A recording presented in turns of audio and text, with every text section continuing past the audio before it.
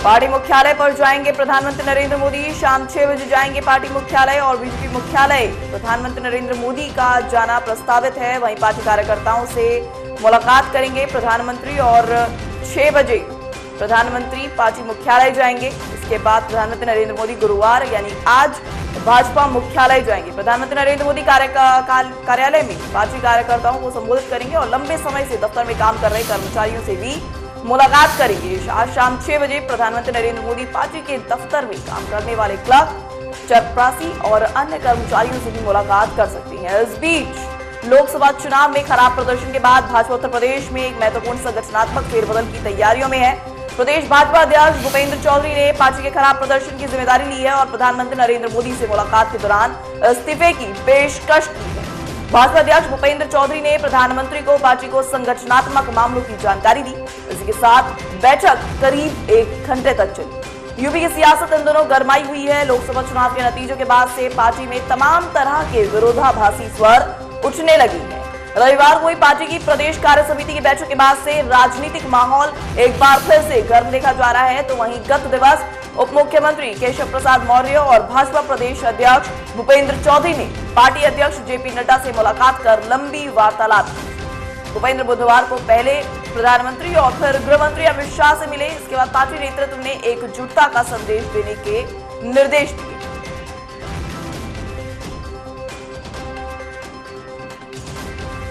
तो वहीं इसी पर ज्यादा जानकारी के लिए हमारे साथ हमारे संवाददाता अवनीश तिवारी जुड़ चुके हैं। अवनीश, जिस तरह से आज देखा जा रहा है, काफी महत्वपूर्ण दिन माना जा रहा है। आज एक तरह देखा जाए प्रधानमंत्री नरेंद्र मोदी के कई कार्यक्रम प्रस्तावित हैं और शाम 6 बजे वो पार्टी मुख्यालय जाएंगे। तो ऐसे में क्या कुछ तैयारियां देखने को मिल रही है प्रधानमंत्री की ओर से या यूं कहें के तमाम कार्यकर्ताओं की ओर से, क्या कुछ तैयारियां देखने को मिल रही है? बिल्कुल, अगर बात कर लिया जाए तो प्रधानमंत्री नरेंद्र मोदी जो है इसके पहले भी लगातार चुनाव जीतने के बाद जो है पार्टी कार्यालय जाकर इसके पहले पार्टी कार्यालय और अपने आवास पे तमाम कर्मचारी और जो भी भारतीय जनता पार्टी के कार्यकर्ता उनसे मुलाकात किए थे। 2014 की बात कर लिया जाए, 2019 की बात कर लिया जाए तो लोगों से मुलाकात किए थे। लेकिन उसके बाद से अब 2024 चुनाव जीतने के बाद आज जो है शाम को प्रधानमंत्री नरेंद्र मोदी जो है पार्टी कार्यालय जाएंगे और वहाँ तमाम कार्यकर्ताओं और जिला अध्यक्ष की बात कर लिया जाए या छोटे कार्यकर्ता जो भारतीय जनता पार्टी के उन सबसे मुलाकात करेंगे और चर्चा करेंगे। वहीं अगर बात कर ली जाए दूसरी तरफ तो जिस तरीके से हो रही, तो क्या लगता है इस मीटिंग में क्या कुछ चर्चाएं हो सकती हैं? बिल्कुल, अगर बात कर लिया जाए कैबिनेट बैठक में तो कैबिनेट बैठक में तमाम मुद्दों को लेकर भी चर्चा है कि जो है आशा लगाई जा रही है। अग्निवीर को लेकर भी चर्चा करने की इसमें बात किया जा रहा है। वही नीट यूजीसी विवाद को लेकर भी इस पे चर्चा होगी और आतंकी हमले को लेकर भी इस मामले को लेकर भी चर्चा की जाएगी। वहीं लगातार देश में पिछले कई बार से रेल हादसा हुआ, उस पर लेकर चर्चा किया जाएगा। मणिपुर को लेकर चर्चा होगा। ऐसे तमाम मुद्दे हैं जो कैबिनेट की बैठक में चर्चा होगी। जी, वहीं देखिए जिस तरह से सामने आ रही है सूत्रों के मुताबिक कहें या फिर तमाम जिस तरह से देखा जा रहा है पार्टी के अंदर लोकसभा चुनाव भले ही इस बार केंद्र में तीसरी बार बीजेपी आई है, लेकिन फिर भी कहा यही जा रहा है कि पार्टी में विरोधाभासी सुर उठने लगी है। क्या समझा जाए इससे? बिल्कुल, अगर बात कर लिया जाए उत्तर प्रदेश की तो उत्तर प्रदेश में 2024 लोकसभा चुनाव में जिस तरीके से भारतीय जनता पार्टी के खेमे में जो है 40 सीट भी नहीं आ पाई, जिसके बाद से लगातार उत्तर प्रदेश में जो है बवाल मची हुई है। वहीं केशव प्रसाद मौर्य की बात कर लिया जाए या भारतीय जनता पार्टी के उत्तर प्रदेश के अध्यक्ष की बात कर लिया जाए, वो लगातार दिल्ली दौरा कर रहे हैं और कल उन्होंने जो है राष्ट्रीय अध्यक्ष जेपी नड्डा से भी मुलाकात किया, इस पर चर्चा किया। तो कहीं ना कहीं जो है तमाम मीटिंगों में भी उत्तर प्रदेश में नहीं पहुंचते नजर आ रहे हैं, जिसकी वजह से उपचुनाव भी है। कई तमाम सीट है उत्तर प्रदेश की जिसमें उपचुनाव होने जा रहा है। अब देखने वाली बात होगी कि आखिरकार लगातार जो है दिल्ली में इसको भी लेकर बैठक किया जा रहा है। देखने वाली बात होगी कि आखिरकार उत्तर प्रदेश में बदलाव की भी लगातार सामने आ रहा है कि उत्तर प्रदेश में बड़ा बदलाव होगा। लेकिन अब देखने वाली बात होगी कि आने वाले समय में आखिरकार उत्तर प्रदेश में कौन सी बदलाव होगी, वो तो देखने वाली है। बात अगर बदलाव की हो रही है तो वहीं एक बार बात कर लेते हैं उत्तर प्रदेश में होने वाले उपचुनाव को भी लेकर, जिसको लेकर गहमा गहमी का माहौल बना हुआ है और इसको लेकर देखा गया था बीते दिनों पहले। अभी कल की अगर बात की जाए तो मीटिंग भी हुई थी, सीएम योगी की अध्यक्षता में मीटिंग हुई थी। तमाम मंत्री उसमें मौजूद हुए थे, कई पदाधिकारियों को जिम्मेदारी सौंपी गई। तो क्या लगता है इस बार उत्तर प्रदेश में देखिए लोकसभा चुनाव में तो बीजेपी कुछ खास प्रदर्शन नहीं कर पाई, लेकिन उपचुनाव को लेकर क्या कुछ तैयारियां इस बार बीजेपी की ओर से देखने को मिल रही है? बिल्कुल, अगर उत्तर प्रदेश उपचुनाव की बात कर लिया जाए तो अभी किसी भी तरीके से कोई भी चुनाव को लेकर तैयारियां उत्तर प्रदेश में भारतीय जनता पार्टी की नहीं दिखाई दे रही है, क्योंकि जिस तरीके से लगातार प्रदेश अध्यक्ष की बात कर लिया जाए, केशव प्रसाद मौर्य की बात कर लिया जाए, और लगातार दिल्ली दौरे पे हैं, और वहीं मुख्यमंत्री जो है योगी आदित्यनाथ वो लगातार लखनऊ में मीटिंग करते नजर आ रहे हैं। लेकिन कहीं ना कहीं इन सब सारे मामलों को देखते हुए अगर देखा जाए तो एक तरीके से जो है ये उत्तर प्रदेश की तमाम जो सीटों पर उपचुनाव होने जा रही है वहां भी किसी प्रकार से तैयारियां नहीं हो रही है, और लगातार ऐसे मीटिंगों से ये लग रहा है। वहीं अगर दूसरी तरीके से बात कर लिया जाए तो लगातार ये लग रहा है कि उत्तर प्रदेश में बड़ा बदलाव हो सकता है, और जिस तरीके से उत्तर प्रदेश में भारतीय जनता पार्टी के खेमे में इस बार 40 सीट नहीं लोकसभा की आई, तो उसको कहीं ना कहीं देखते हुए अभी तक किसी प्रकार के उपचुनाव को लेकर तैयारियां जो है दिखाई नहीं दे रहा है। तो वहीं देखिए, जिस तरह से देखा गया कि अगर बात की जाए, बीते दिनों पहले जो उपचुनाव हुए थे 7 राज्यों की 13 सीटों पर, उसमें भी बीजेपी कोई खास प्रदर्शन कर नहीं पाई। लोकसभा चुनाव में भी बीजेपी इस बार कहीं ना कहीं पीछे पिछड़ती नजर आई है। ऐसे में अगर विधानसभा उपचुनाव की बात की जाए उत्तर प्रदेश में, तो उत्तर प्रदेश में अगर इस तरह के उपचुनाव होने हैं तो क्या लगता है इस बार बीजेपी किन मुद्दों के आधार पर, क्या कुछ मुद्दे इस बार रहने वाले हैं जिसकी चर्चा इस बार, अभी जो बीजेपी की अहम बैठक होनी है जिसमें प्रधानमंत्री नरेंद्र मोदी भी शिरकत करेंगे, इस बैठक में क्या लगता है किन मुद्दों को लेकर इस बार चर्चा की जा सकती है? बिल्कुल, अगर बात कर लिया जाए तो इस बैठक जो बैठक होने वाली है कैबिनेट बैठक, इसमें तमाम मुद्दों को लेकर है, छात्रों को लेकर है, क्योंकि नीट यूजीसी पेपर पिछले दिनों लीक हो गया था, उसको लेकर भी चर्चा किया जाएगा। तो ऐसे तमाम मुद्दे हैं जो है उसको लेकर बैठक होगी। अगर उत्तर प्रदेश के चुनाव की बात कर लिया जाए तो चुनाव में विकास को लेकर लगातार जो है दिखाई दे रहा है कि विकास को लेकर इस चुनाव को लड़ा जाएगा, क्योंकि इसके पहले उत्तर प्रदेश में राम मंदिर बनाने की बात कही गई थी। अगर काशी की बात कर लिया जाए तो काशी विश्वनाथ कॉरिडोर की बात हो गई थी, वहीं मथुरा की भी बात किया गया था। लेकिन कहीं ना कहीं इसको देखते हुए उत्तर प्रदेश लोकसभा चुनाव में जो है भाजपा जो है प्रदर्शन सही नहीं कर पाई। अब देखने वाली बात की आखिरकार कैबिनेट की बैठक के बाद से तमाम जो है किस मुद्दे पे चुनाव लड़ा जाएगा उत्तर प्रदेश में, जो है विधानसभा चुनाव, देखने वाली बात होगी आखिरकार कौन से मुद्दे जो है डिसाइड हो पाते हैं इसका। वहीं बीजेपी मुख्यालय में जो बैठक होनी है, अवनीश, जिस तरह से बैठक की जानकारी सामने आ रही है, ऐसे में क्या लगता है कौन कौन से कार्यकर्ता, कौन से मंत्री, कौन से सांसद इस बैठक में शामिल होने वाली है? देखिए, अगर बात कर लिया जाए तो इसके पहले जो बैठक है वो प्रधानमंत्री नरेंद्र मोदी के आवास पर सुबह 10 बजे होने वाली है, उसमें भी तमाम अहम बैठक होगी। उसके बाद प्रधानमंत्री नरेंद्र मोदी जो है शाम 6 बजे के आसपास जो है भारतीय जनता पार्टी कार्यालय जाएंगे और तमाम कार्यकर्ताओं से भी जो है इस पे मुलाकात करेंगे। लेकिन कैबिनेट बैठक में बात कर लिया जाए तो उसमें तमाम इनके जो मंत्री हैं वो मौजूद हो सकते हैं। अभी तक देखने वाली बात होगी कि आखिरकार उसमें केंद्रीय मंत्री जो है राजनाथ सिंह भी मौजूद हो सकते हैं, अमित शाह भी मौजूद हो सकते हैं, वहीं बीजेपी राष्ट्रीय अध्यक्ष भी उस मौजूद होंगे कैबिनेट बैठक में, और तमाम ऐसे उनके जो मंत्री हैं वो वहाँ पे मौजूद रहेंगे बैठक में। बिल्कुल, अब तमाम जानकारी हमसे साझा करने के लिए बहुत बहुत शुक्रिया अवनीश आपका। तो आइए रुक कर लेते हैं एक और बड़ी खबर सामने आ रही है पुष्कर सिंह धामी को लेकर। पुष्कर सिंह धामी की आज कैबिनेट की आज अहम बैठक होनी है, कई महत्वपूर्ण प्रस्तावों पर लग सकती है मुहर। वहीं शाम 4 बजे धामी कैबिनेट की ये बैठक होनी है सचिवालय स्थित विश्वकर्मा भवन में, ये कैबिनेट की बैठक होने वाली है। मुख्यमंत्री धामी की अध्यक्षता में कैबिनेट बैठक होने वाली है, जो कि काफी महत्वपूर्ण मानी जा रही है। विधानसभा के मॉनसून सत्र पर भी इस बैठक में चर्चा हो सकती है। तो वहीं मुख्यमंत्री पुष्कर सिंह धामी करीब 11:30 बजे उत्तराखंड नागरिक उड्डयन विकास प्राधिकरण की बोर्ड ऑफ डायरेक्टर की 9वीं बैठक में शामिल होंगे। इसके बाद देहरादून में उत्तराखंड कैबिनेट की मीटिंग होगी। कैबिनेट मीटिंग में कई महत्वपूर्ण प्रस्तावों पर मुहर लग सकती है। शाम करीब 4 बजे सचिवालय स्थित विश्वकर्मा भवन में कैबिनेट की बैठक होनी है। मुख्यमंत्री पुष्कर सिंह धामी की अध्यक्षता में ये बैठक होने वाली है, जिसमें कृषि, स्वास्थ्य, शिक्षा के मुद्दों के साथ ही विधानसभा के मॉनसून सत्र पर भी चर्चा हो सकती है।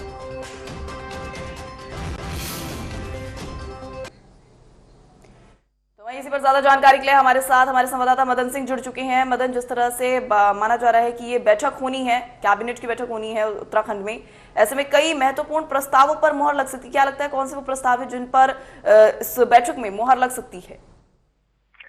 हाँ, वैसे देखिए ये कैबिनेट की बैठक आज 4 बजे शुरू होगी और ये कई मायने में बहुत महत्वपूर्ण बैठक आज की हो सकती है। खासतौर पे अगर बात करें तो मानसून जो सत्र होना है उसको लेके आज विशेष चर्चा इसमें हो सकती है, क्योंकि मानसून अभी चल रहा है और आगे मानसून सत्र जो है होना है। तो निश्चित रूप से इस तरीके की उम्मीद की जा रही है कि आज जो है उस पर विशेष चर्चा होगी और कब मानसून सत्र होगा उस पर जो है चाहे तिथि निर्धारण हो या उसमें तमाम जो पहलू है उस पर आज चर्चा होगी। उसके साथ ही अगर बात करें तो मानसून जो है उत्तराखंड में जोरों पे चल रहा है, उसमें तमाम जो है उत्तराखंड में परेशानियां हुई, दिक्कत हुई है, तमाम तरीके के नुकसान हुए हैं, उसको लेके भी आकलन किया जा सकता है और खासतौर पर केंद्र से एक विशेष पैकेज की मांग की जा सकती है कि उत्तराखंड में जो तबाही हुई है, जो मानसून सत्र से जो नुकसान हुआ है और आगे भी अभी जो है पूरा सीजन बचा हुआ है मानसून का, तो निश्चित रूप से तमाम दिक्कतें उत्तराखंड को है। प्रत्येक बार ये देखा जाता है कि तमाम नुकसान, चाहे वो अनाज का हो चाहे वो तमाम और नुकसान है, उसका आंकलन करने के बाद एक विशेष पैकेज जो उत्तराखंड के लिए मांग की जा सकती है। महत्वपूर्ण प्रस्तावों पर चर्चा हो सकती है, तो क्या कुछ शेड्यूल इस बैठक को लेकर रहने वाला है? कितने बजे ये बैठक शुरू होगी? कौन कौन से बड़े प्रमुख नेता इस बैठक में शामिल हो सकती हैं? देखिए कैबिनेट की बैठक है और कैबिनेट मंत्री इसमें उपस्थित रहेंगे। 4 बजे सचिवालय में ये बैठक होने वाली है और जो तमाम जो कैबिनेट मंत्री है वो सभी जो है इसमें उपस्थित रहेंगे, क्योंकि जैसे मैंने बताया कि तमाम चाहे मानसून सत्र हो चाहे वो विशेष पैकेज की बात हो, उसके साथ ही शिक्षा, स्वास्थ्य जैसे तमाम ऐसे मुद्दे हैं जिसको लेकर आज चर्चा हो सकती है। और इसमें खासतौर पर एक बात और भी, जो शिक्षक है, शिक्षकों के वेतनमान को लेकर भी एक बड़ा निर्णय आ सकता है उनके। वही मदन, जिस तरह से जानकारी सामने आ रही है शाम 4 बजे सचिवालय में ये बैठक होनी है, क्या लगता है और किन महत्वपूर्ण मुद्दों पर इस बैठक में चर्चा हो सकती है?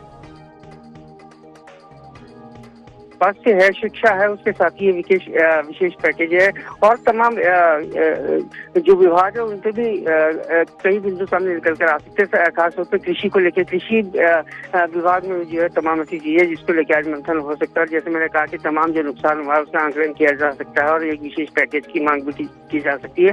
तो सभी जो है कैबिनेट मंत्री इसमें उपस्थित रहेंगे और निश्चित रूप से 1.5 दर्जन के आसपास के आज जो मुद्दे हैं वो आ सकते हैं और उसमें खासतौर पर जैसे मैंने कहा कि शिक्षा है, स्वास्थ्य है और उसके साथ ही विशेष पैकेज, और उससे भी बड़ी बात यह है कि मानसून जो सत्र होने वाला है उसको लेकर चर्चा हो सकती है, उसमें निर्णय हो सकता है। जी, तमाम जानकारी हमसे साझा करने के लिए बहुत बहुत शुक्रिया मदन आपका।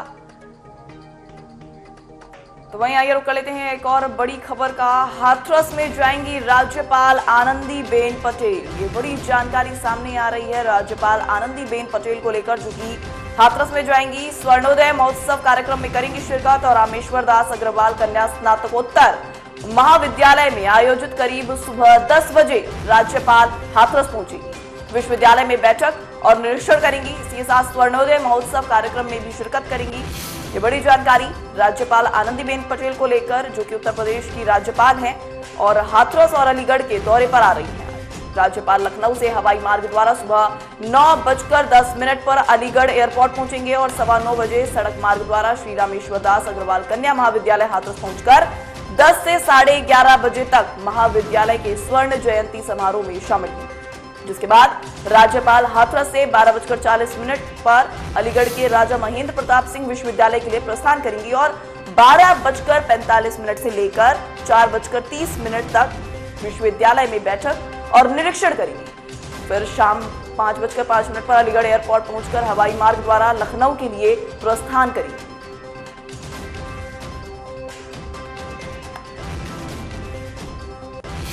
तो वहीं एक और बड़ी खबर सामने आ रही है केंद्र की कैबिनेट बैठक को लेकर। गुरुवार को यानी कि आज ये बैठक होनी है। प्रधानमंत्री नरेंद्र मोदी के आवास पर कैबिनेट बैठक होगी, जिसमें प्रधानमंत्री नरेंद्र मोदी बैठक की अध्यक्षता करेंगे और कई बड़े फैसले भी इस बैठक में लिए जा सकते हैं। प्रधानमंत्री नरेंद्र मोदी की अगुवाई में केंद्र कैबिनेट की बैठक गुरुवार यानी कि आज होने वाली है। मालूम हो कि यह बैठक 23 जुलाई को पेश किए जाने वाले केंद्रीय बजट 2024 से ठीक पहले हो रही है। इसके अलावा प्रधानमंत्री नरेंद्र मोदी शाम 6 बजे भाजपा मुख्यालय भी जा सकती है। इस दौरान वह पार्टी कार्यकर्ताओं को भी संबोधित कर सकते हैं।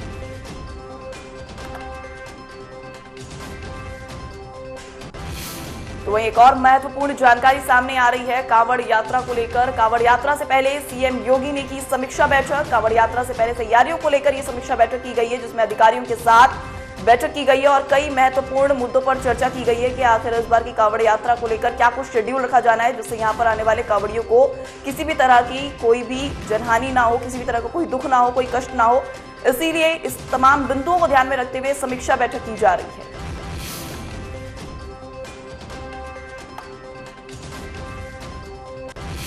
वहीं अगली बड़ी जानकारी महाराष्ट्र से, जहां छत्तीसगढ़ सीमा पर हुआ नक्सली मुठभेड़, जिसमें 2 पुलिसकर्मी हुए घायल। तो वहीं महाराष्ट्र पुलिस ने नक्सलियों को किया ढेर। गुप्त सूचना के आधार पर की गई ये बड़ी कार्रवाई। अगली महत्वपूर्ण जानकारी, कर्नाटक के मुख्यमंत्री सिद्धारमैया ने यू टर्न ले लिया है। प्राइवेट नौकरियों में आरक्षण पर लगाई गई रोक, विवाद बढ़ा तो कर्नाटक ने लिया यू टर्न। आरक्षण बिल पर पुनर्विचार करने की घोषणा की और इस पर फिलहाल रोक लगा दी गई है।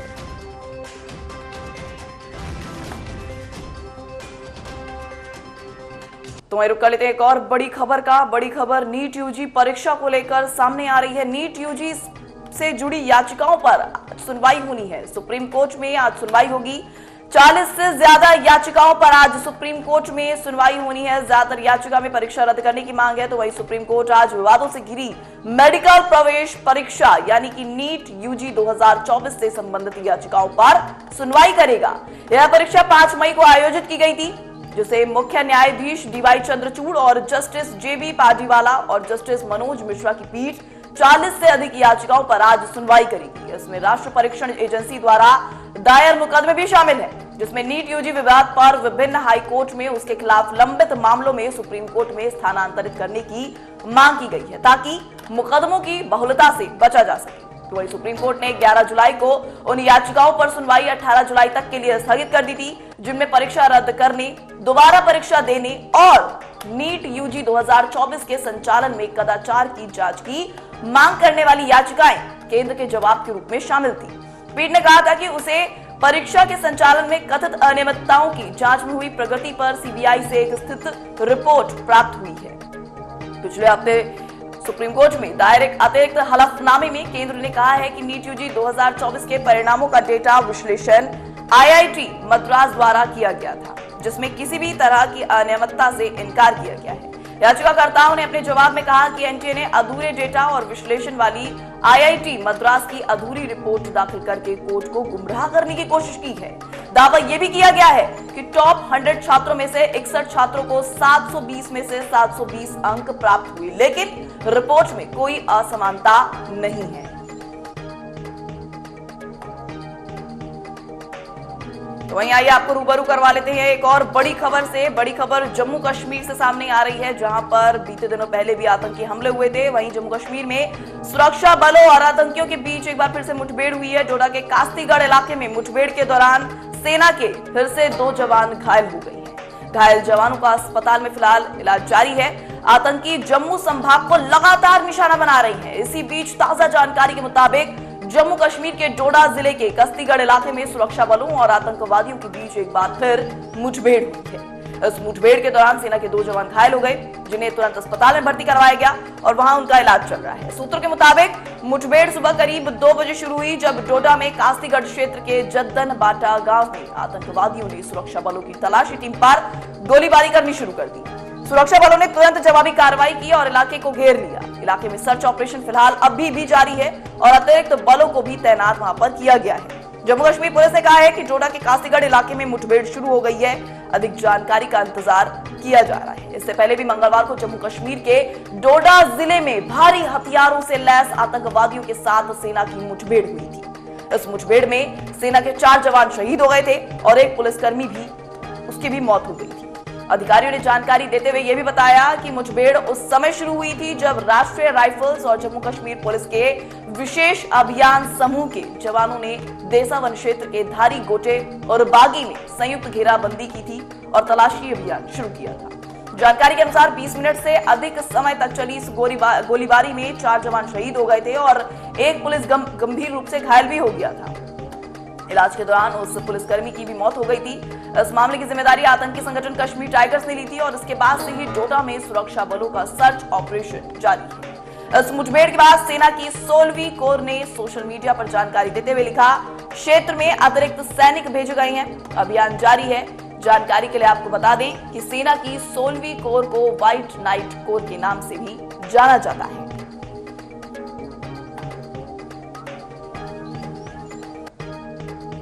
तो वहीं एक और बड़ी जानकारी, मेला प्रशासन और संतों की आज बड़ी बैठक होनी है। 13 अखाड़ों के प्रतिनिधियों के साथ कुंभ मेला की अहम बैठक होनी है। सुबह 11 बजे कमिश्नर ऑफिस में ये बैठक होगी।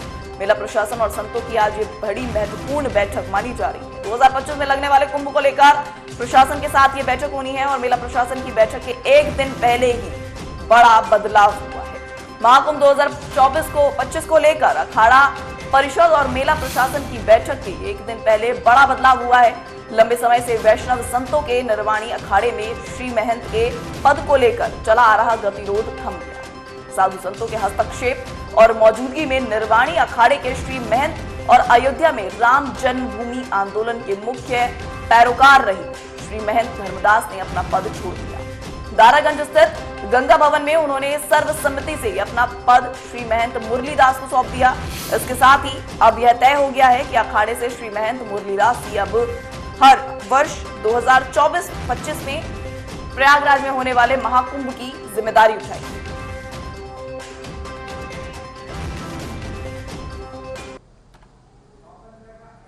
तो वहीं उत्तराखंड में मानसून की बारिश में एक बार फिर जोर पकड़ लिया है। देहरादून समेत आसपास के क्षेत्रों में मूसलाधार बारिश से पारा भी करीब 7 डिग्री सेल्सियस गिर गया है। मौसम विभाग ने आज प्रदेश में भारी बारिश की चेतावनी दी है। देहरादून, उत्तरकाशी, नैनीताल में भारी बारिश की चेतावनी जारी की गई है। टिहरी, चंपावत और उधम सिंह नगर के लिए भी चेतावनी जारी कर दी गई है। तो वहीं अन्य जिलों में हल्की से मध्यम बारिश की संभावना है। मौसम विभाग ने सरकारी एजेंसियों को अलर्ट जारी कर दिया है। मौसम विज्ञान केंद्र के अनुसार आज भी प्रदेश में कहीं कहीं भारी बारिश के आसार है। पिथौरागढ़ और बागेश्वर में कहीं कहीं अत्यंत भारी बारिश को लेकर ऑरेंज अलर्ट तक जारी कर दिया गया है, जबकि देहरादून, उत्तरकाशी, टिहरी, रुद्रप्रयाग, चमोली, चंपावत और नैनीताल में भी कुछ क्षेत्रों में भारी बारिश को लेकर येलो अलर्ट जारी है। अगले 2 दिन प्रदेश में गरज चमक के साथ तेज बारिश के अनुमान लगाए गए हैं। कुमाऊं में भी कहीं कहीं मानसून की बारिश आफत बनकर बरस रही है, जिससे पर्वतीय क्षेत्रों में भूस्खलन, निचले इलाकों में नदी नाले उफान पर आ गए हैं। दून में बुधवार तड़के से ही हल्की से मध्यम बारिश का क्रम शुरू हो गया था। इसके बाद सुबह करीब 9 बजे शहर के ज्यादातर क्षेत्रों में मूसलाधार बारिश दर्ज की गई। दिन भर बादल छाए रहने के साथ हल्की बूंदाबांदी भी होती रही। वहीं मौसम विभाग के अनुसार आज भी दून समेत आसपास के क्षेत्रों में कहीं कहीं भारी बारिश हो सकती है। हालांकि शुक्रवार को वर्षा का क्रम फिर कुछ धीमा हो सकता है।